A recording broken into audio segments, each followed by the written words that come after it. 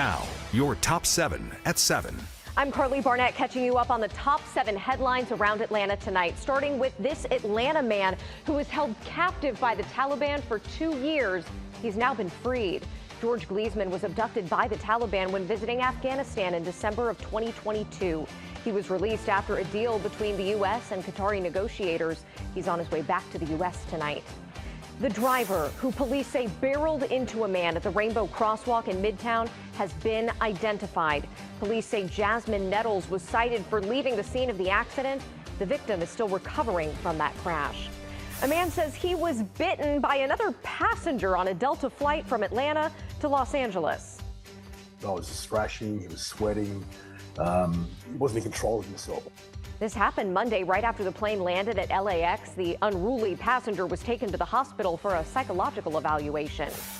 President Donald Trump just signed an executive order to begin the process to dismantle the Department of Education.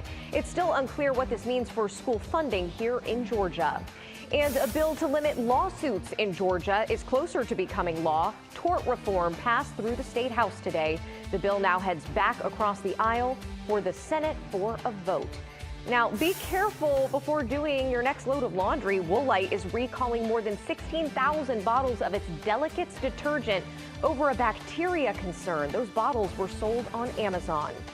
Immersive art taking over billboards across Atlanta. The High Museum of Art is using these digital billboards to promote its new exhibit that blends data and art. To learn more about this, as well as all of these stories, just head to our Atlanta News First.